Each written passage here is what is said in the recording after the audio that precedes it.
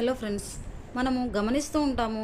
చాలామంది నో చెప్పడానికి మొహమాట పడి ఇంట్లో అవ్వనివ్వండి, బంధువుల దగ్గర, లేదంటే మనం ఉద్యోగం చేసే చోట అవ్వనివ్వండి, ఎవరు ఏ సహాయం అడిగినా, ఏ పని గురించి అడిగినా కూడా మొహమాట పడేసి చేసేస్తాను అని చెప్పేసి చెప్తూ ఉంటారు. కానీ దాని తర్వాత వాళ్ళు ఎన్నో ఇబ్బందులకు గురి కావాల్సి వస్తుంది. కొన్నిసార్లు ఆందోళన పడుతూ ఉంటారు.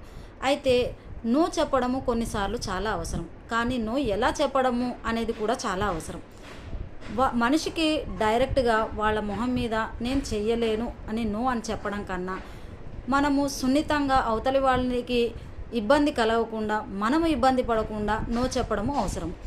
ఏదైనా ఎవరైనా సహాయం అడిగినప్పుడు మనకు కుదిరితే చేస్తామని చెప్పడము, లేదంటే ప్రయత్నం చేస్తానని చెప్పడము, లేదంటే నాకు టైం ఉన్నప్పుడు చూసి చెప్తానని చెప్పడము, ఇలా మనము డైరెక్ట్గా చెయ్యలేను అనడం కన్నా కొంచెం కటువుగా కాకుండా సున్నితంగా అవతలి వాళ్ళు ఇబ్బంది పడకుండా, మనము ఏ సమస్యకు లోనవ్వకుండా చెప్పడం చాలా అవసరం. మీరు గనక అన్ని పనులను ఒప్పుకుంటూ నో అని చెప్పలేకపోతున్నారా? ఇప్పటి నుండైనా ఖచ్చితంగా నో చెప్పడానికి ప్రయత్నించండి.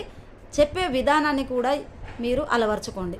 మీకు ఎలాంటి మానసిక సమస్యలు ఉంటే గనక తప్పకుండా సెరిన్ మైండ్స్ని సంప్రదించండి. నా నెంబర్ 6305107464. మీ psychological counsellor Umadevi. Thank you అండి.